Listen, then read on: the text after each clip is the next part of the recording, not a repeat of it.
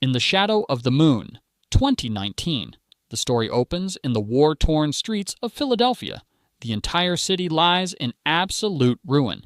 Buildings are entirely collapsed, fires rage out of control, and the deafening sound of screams fills the thick, smoke-choked air. But then, the timeline shifts. We jump back to the year 1988, catching a glimpse of three seemingly unconnected people: a dedicated concert pianist, a tired bus driver, and a busy restaurant chef. They are simply going about their daily routines when, without warning, the unthinkable happens. Thick blood begins pouring from every orifice in their faces. 3 seconds later, they all collapse and die right where they stand. In the very next scene, a mysterious figure in a blue shirt is seen calmly walking the city streets. We cut to Thomas Lockhart. He wakes up beside his heavily pregnant wife, heads into the kitchen, and starts preparing breakfast. The morning news is blaring in the background, reporting on a horrific accident. A female bus driver lost control and plowed into oncoming traffic, plunging the city into chaos. Thomas brings his wife breakfast in bed, kisses her goodbye, and heads out to start his shift. Soon after, Thomas meets up with his patrol partner, Maddox. They arrive at the gruesome scene of the bus crash. Leading the investigation is Detective Holt, who also happens to be Thomas's brother-in-law. When Thomas steps up to inspect the female driver's body, he is completely horrified. Her face is covered in blood, and her brain looks as if it has literally melted from the inside out. The official cause of death is declared as a massive hemorrhage, but Thomas spots something else: 3 tiny, distinct puncture marks on the back of her neck. He points them out, but Holt completely brushes him off, claiming it's just a birthmark. Before long, chilling news hits the wire. 2 more people have died the exact same way. Thomas and Maddox inspect the bodies and find the exact same triangular puncture marks on their necks. Holt immediately takes over the investigation. Thomas begs to be put on the case, but Holt firmly tells him to back off, eager to use this high-profile mystery as his golden ticket to a promotion. Later, Thomas and Maddox meet with the medical examiner at the morgue. The autopsy reveals a terrifying truth. Those marks aren't birthmarks. They are incredibly deep injection wounds that go all the way down to the bone. The killer injected the victims with a highly advanced, irreversible isotope, a substance so complex that even the best medical experts have no idea what it is. That night, over dinner, Thomas and Maddox catch a massive break. A woman was just attacked nearby, bearing the exact same 3 puncture wounds, but she is still alive. The officers race to the nightclub and find the terrified survivor. She tells Thomas her attacker was a black woman in a blue hoodie who struck her with a strange metal device. Crucially, the survivor notes that the attacker had a heavily bleeding wound on her left arm. Suddenly, Holt barges in, taking over the interrogation. The survivor grows agitated, recounting the trauma, and right before their eyes, the horrific cycle repeats. Blood begins pouring from her face. She collapses and dies instantly. The police immediately launch a massive dragnet, arresting anyone matching the description. But the real killer is still out there. She places a bizarre, futuristic device on the hood of a car and vanishes into the night, just as sirens wail. While patrolling, Thomas and Maddox spot the suspect fleeing on foot. They call for immediate backup, prompting Holt to lock down the entire city. In the chaos, Thomas crashes their cruiser, forcing the partners to chase the suspect on foot. They split up to corner her. Thomas stumbles upon her strange injection device and pockets it. Meanwhile, Maddox chases the suspect down into a dark subway tunnel. He orders her to surrender, but she fights back with terrifying precision, brutally shattering his leg before sprinting away. Hearing Maddox's agonizing screams, Thomas checks on his partner before continuing the pursuit. He finally corners the killer on a subway platform. "Turn around and put your hands up," he orders. But then, the killer does something impossible. She calls Thomas by his first name, she congratulates him on the birth of his daughter, and she genuinely apologizes for breaking his partner's leg. Thomas is completely unnerved. How could she possibly know all of this? When he tries to cuff her, she overpowers him with terrifying ease, locking him to a bench with his own handcuffs. As she walks away, she casually tells him they'll see each other again, but Thomas manages to break free just enough to strike her with her own injection device. The blow sends her tumbling backward, right into the path of an oncoming subway train. She is killed instantly. Still reeling from the shock, Thomas gets an emergency call. His wife has gone into premature labor. He rushes to the hospital, where a fellow officer updates him. The dead killer had no fingerprints in the system, carried a bizarre, unidentifiable key, and, most impossibly, the bullet lodged in her bleeding left arm was a perfect match to Thomas's service weapon. But Thomas never fired his gun. A nurse interrupts. His wife is crashing. Thomas sprints into the delivery room, watching helplessly as his wife fades away from the agonizing complications of labor. Moments later, a nurse hands Thomas his newborn baby girl, but the doctor delivers the crushing blow. His wife didn't make it. 9 years pass. It is now 1997. Thomas's daughter, Amy, is 9 years old. She is eating breakfast while the news covers massive protests raging in the streets.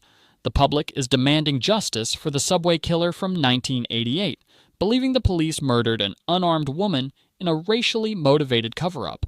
Thomas, who has since made detective, wishes Amy a happy birthday and gives her a beautiful silver bracelet. Together, they visit her mother's grave, but they find fresh flowers already resting there. Someone else has been mourning her. Suddenly, Thomas's pager goes off. The nightmare has returned. New bodies are dropping, completely identical to the 1988 murders. Thomas rushes to the crime scene and reunites with Maddox, who walks with a permanent limp from the tunnel fight.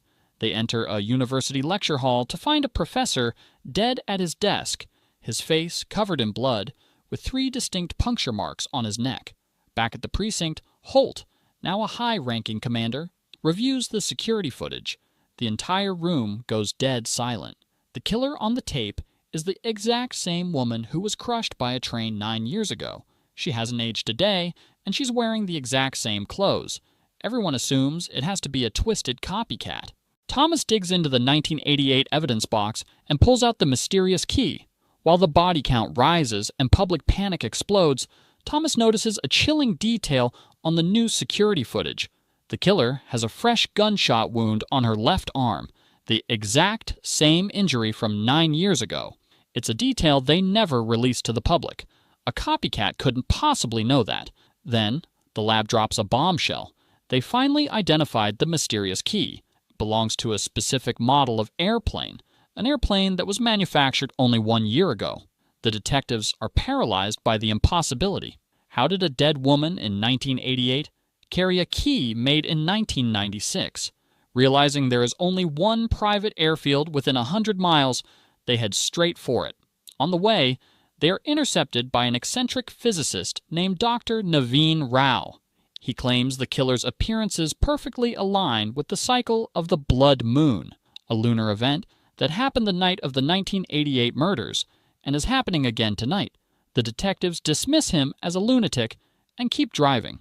Arriving at the airfield, Thomas questions the nervous flight manager. Writing a secret note on a notepad, Thomas deduces that someone is hiding in the back room. He reaches for his gun, but the killer steps out of the shadows, her weapon drawn.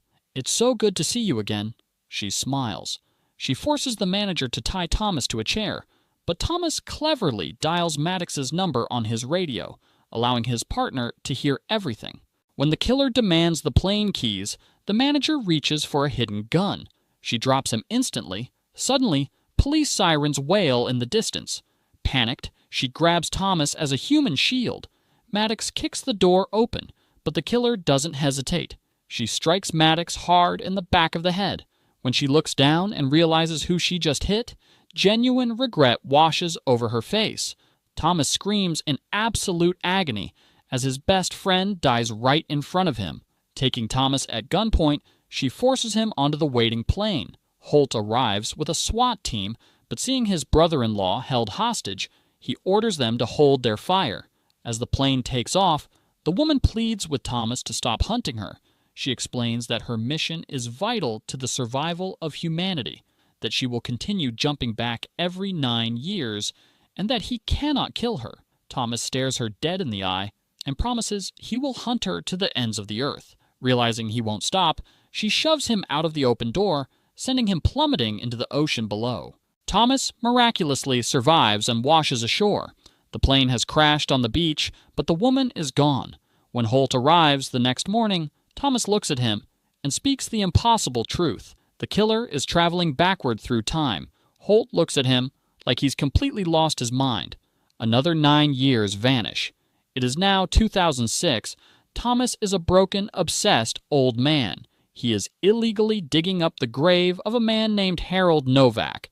Pulling the skull from the dirt, Thomas finds the exact same triangular isotope damage on the neck bone.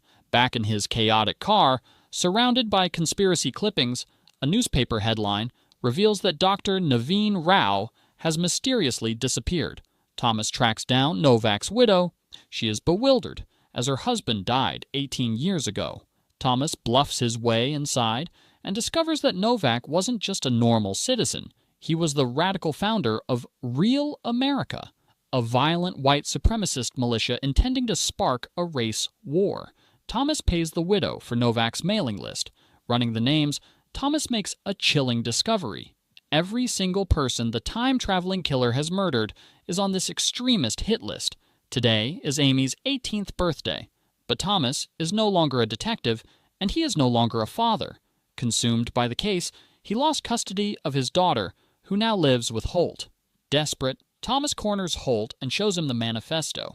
He proves that the killer isn't a serial murderer. She's an assassin systematically wiping out the architects of a future domestic terror group. He warns Holt that she is returning tonight to kill her next target, Heather. Holt snaps.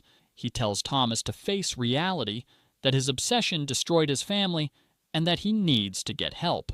Thomas breaks down in tears, begging for forgiveness. Holt embraces him, completely unaware that Thomas is using the hug to steal his police badge. Using Holt's badge, Thomas breaches the police database, finds Heather's address, and races to her house. He is too late. Heather lies dead on the floor, bleeding from her face. Suddenly, the time traveler appears in the doorway.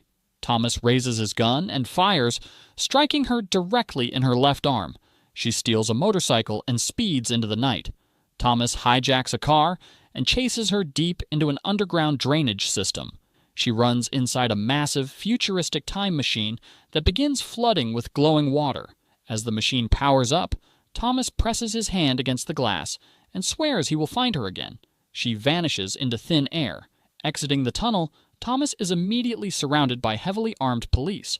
As they slap the cuffs on him, Thomas looks at a furious Holt and smiles. "I shot her in the left arm today. That's why she had the scar 9 years ago." He finally proved it. Meanwhile, watching from the shadows is Dr. Naveen Rao. 9 more years pass. It is 2015. Deep in a hidden bunker, an older Dr. Rao is finalizing a horrific weapon, the isotope. He tests it on a pig, watching it bleed from its eyes and die instantly. Rao smiles. The weapon is ready. His assistant shows him drone footage of Thomas, who has been camping out on the beach, waiting for the time machine's cycle to repeat. Thomas receives a text message from Amy. She is going into labor and begs her father to finally be there for her. As Thomas reads the message, his world goes black. He wakes up bound and gagged in the back of a speeding van. Dr. Rao is driving. Rao explains that he kidnapped Thomas to protect the mission. Rao spent his life building the time machine for the mysterious woman, sending her back to prevent an apocalyptic war.